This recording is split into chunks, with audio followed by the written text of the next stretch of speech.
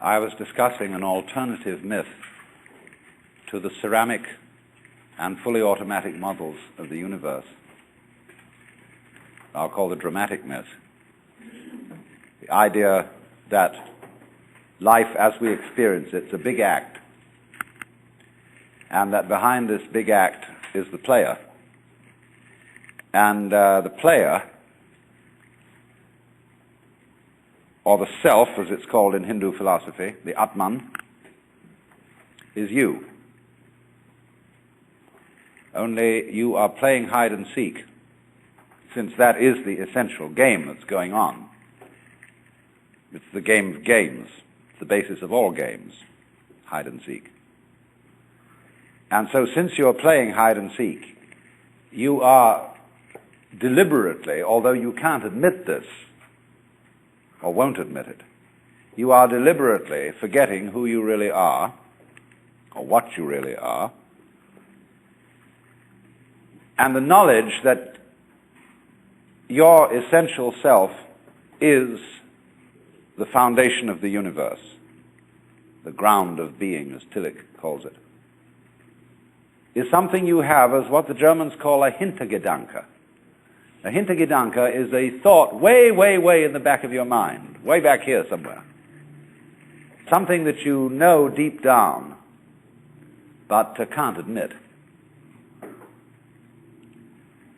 So, in a way then, in order to bring this to the front, in order to know that that is the case, you have to be kidded out of your game.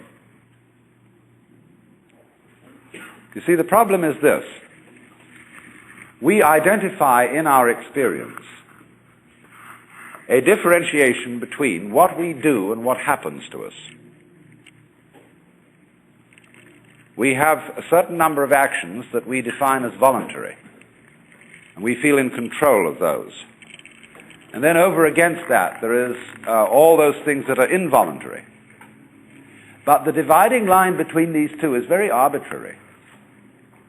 Because, for example, when you move your hand, you feel that you decide whether to open it or to close it. But then ask yourself, how do you decide? When you decide to open your hand, do you first decide to decide? You don't, do you? You just decide, and how do you do that? And if you don't know how you do it, is it voluntary or involuntary? Let's consider breathing. You can feel that you breathe deliberately. You can control your breath. But when you don't think about it, it goes on.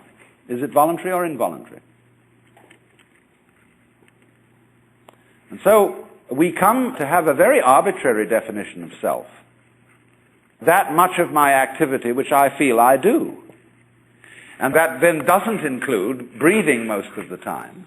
It doesn't include the heartbeats. It doesn't include the activity of the glands.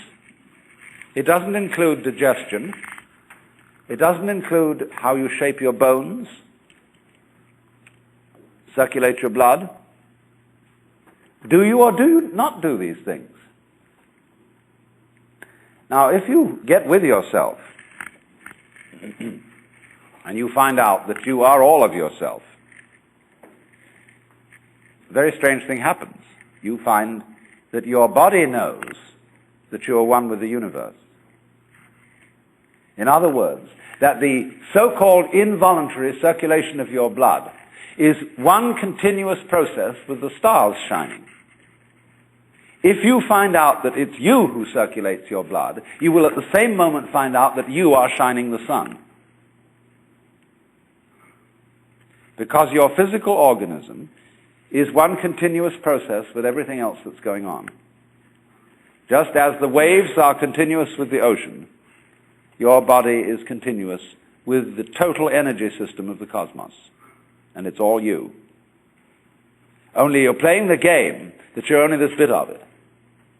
But as I tried to explain, there are in physical reality no such things as separate events. So then, remember also when I tried to work towards a definition of omnipotence. Omnipotence is not knowing how everything is done. It's just doing it. You don't have to translate it into language. Look, supposing when you got up in the morning, you had to switch your brain on. And you had to think and do as a deliberate process, waking up all the circuits that you need for active life during the day. Why, you'd never get done. Because you have to do all those things at once. How can a centipede control 100 legs at once? Because it doesn't think about it. And so in the same way, you are unconsciously performing all the various activities of your organism. Only unconsciously isn't a good word, because it sounds sort of dead. Superconsciously would be better. Give it a plus rather than a minus. Because what a consciousness is simply a sort of specialized form of awareness. When you look around the room, you are conscious of as much as you can notice. And you see an enormous number of things which you don't notice. If, for example, I look at a girl here and somebody asks me later, what was she wearing? I may not know, although I've seen, because I didn't attend. But I was aware, you see. And perhaps if I could, under hypnosis, be asked this question, where I would get my conscious attention out of the way through being in the hypnotic state, I could recall what dress she was wearing. So then, just in the same way as you don't focus your attention on how you make your thyroid gland function, so in the same way you don't have any attention focused on how you shine the sun.